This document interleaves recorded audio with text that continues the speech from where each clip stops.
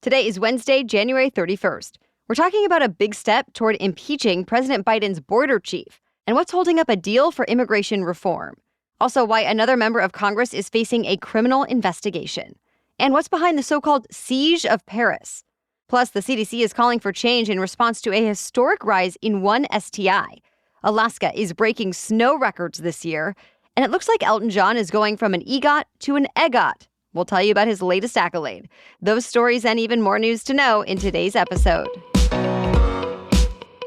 Welcome to The Newsworthy. All the day's news in around 10 minutes. Fast, fair, fun, and on the go. I'm Erica Mandy. Thanks so much for being here. You ready? Let's do this. House Republicans are moving ahead with impeaching the first cabinet member in nearly 150 years. The House Homeland Security Committee approved articles of impeachment against the Homeland Security Secretary Alejandro Mayorkas. He's accused of not properly enforcing the nation's immigration laws. Mayorkas defended his record in a 7-page letter released yesterday. He wrote about a sharp increase in migrant deportations since May and efforts to combat criminal trafficking networks. And he said, quote, "I assure you that your false accusations do not rattle me." Yesterday's committee action could set up a vote in the full House as soon as next week. Though even if he is impeached by the Republican-controlled House, he's expected to be acquitted by the Democratic-controlled Senate and stay in office. Meanwhile, Mayorkas has been working with a bipartisan group of senators to make changes to immigration law. It's said to include changes that would mean the president has to shut down the border if there are more than 5,000 crossings a day. It could also expedite the asylum process and limit the use of parole to release migrants into the U.S. But former President Trump has been lobbying against it, saying it doesn't go far enough. So Senate Minority Leader Mitch McConnell warned senators last week that Trump's opposition is going to make it tough to get any border plan through Congress. And House Speaker Mike Johnson seems to agree, saying he talks frequently with Trump about the border and that, quote, the goal should be 0 illegal crossings a day, not 5,000. Still, the deal is expected to be released as soon as this week. One outspoken Democratic congresswoman is now facing a criminal investigation by the U.S. Justice Department. The DOJ wants to find out if Representative Cori Bush improperly used campaign funds to pay her husband to provide personal security. Federal law limits how candidates can spend campaign money, and it restricts gifts and some payments to family members. In this case, Bush's husband is a security guard, and she says she hired him because of his experience and because he was able to provide necessary services at or below a fair market rate. Bush says the nonpartisan Office of Congressional Ethics looked into this already, did not find any wrongdoing, and voted unanimously to dismiss the case. And now she says the continued scrutiny is political, but says she's still cooperating fully with federal prosecutors. So far, the Justice Department has not yet commented. They're calling it the siege of Paris. Thousands of farmers from all around France have been blocking major highways leading in and out of the French capital. At least 9 highways have been packed with tractors and bales of hay for days now, causing miles of bottlenecks. Some protests have gotten even uglier, with farmers dumping manure in front of government buildings and setting bales of hay on fire. And now the government is warning that a major disruption could leave Paris with only 3 days' worth of food supplies. Farmers have a long list of grievances, like low wages and what they say is overregulation and unfair competition from other countries with less regulation. The government has started making some offers, like it promised to give farmers emergency funding and tax breaks and to guarantee them a living wage. Officials say they have even more announcements coming. And the French president is expected to lobby on behalf of French farmers at an EU summit tomorrow. Still, the farmers are not packing up just yet. In fact, they appear to be in it for the long haul, setting up tents, barbecues, and portable toilets on the blocked highways. Farming protests have also erupted this month in Germany, Spain, and Belgium. Economists at the International Monetary Fund are changing their tune. Instead of warning about an imminent global recession, they're now projecting big growth. The IMF raised its forecast for the year, saying the world economy will grow 3.1%. It mostly credits the 2 largest economies, the U.S. and China, since Americans have been doing a lot of spending and China has benefited from new stimulus. Still, the IMF warns there could be disruptions because of wars and global supply issues. Or central banks might have to keep interest rates higher for longer if inflation doesn't ease up enough. Though for now, it seems both inflation and interest rates are dropping. All right, we have more news for you still coming up. But first, let's take a quick break for our sponsor. With our recent move and some other changes, I started to notice that a little added stress seemed to be taking a toll on my skin. So one of the things I'm thinking about this new year is a little extra self-care.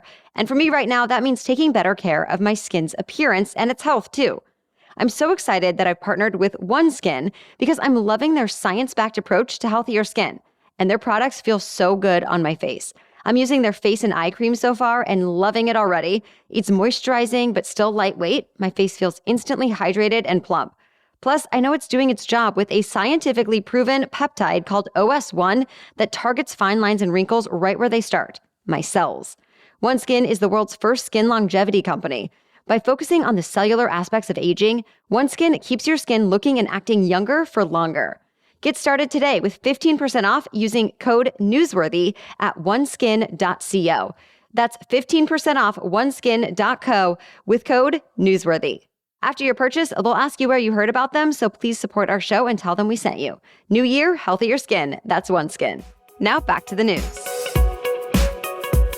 Alaska is having a record year for snow. So far this season, more than 104 inches have fallen in Anchorage. That's the most ever by this time of year, more than twice the average, and more than a foot higher than the old record. All this snow is getting heavy, too. Anchorage city officials say the snow's weight has reached more than 30 pounds per square foot. In other words, a 1,500 square foot roof is supporting the weight of 8 full-size light-duty pickup trucks. Roofs have been collapsing, and roads and schools have shut down. Oh, and on top of it all, Anchorage is also dealing with double-digit below-zero temperatures, which is way below normal, even for Alaska. The mayor declared a public health and safety emergency that will remain in effect through at least next week because of the cold. One sexually transmitted infection that was once nearly eliminated in the U.S. is now soaring to epidemic levels. The CDC released a new report this week that shows syphilis cases went up 80% between 2018 and 2022. The rate soared in every age group, too, including newborns, since pregnant women can pass syphilis onto their babies. Total new infections have hit their highest recorded rate since 1950. What's surprising, though, is at the same time, the rate of new gonorrhea cases fell for the first time in a decade, and cases of chlamydia have remained flat.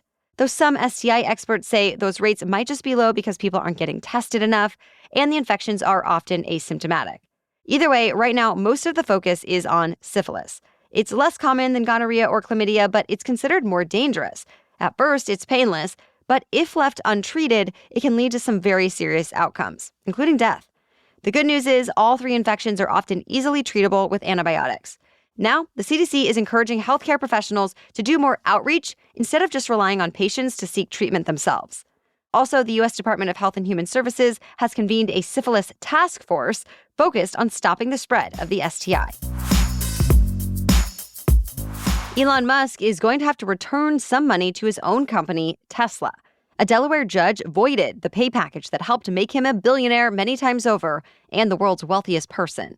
It's currently worth about $55 billion, which the judge called, quote, the largest potential compensation plan in the history of public markets.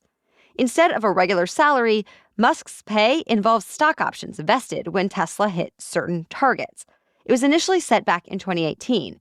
And at the time, backers of the plan said it would motivate him to make Tesla a leading automaker, since had he not met the goals, he would have gotten nothing. Well, as of last year, Tesla said it had accomplished all of the 12 targets, and a shareholder sued, saying his pay had become over the top. There was a trial, and in the end, the judge said Tesla gave little reasoning for how it arrived at that price point and decided that Musk was too close with some of his board members for them to truly act independently.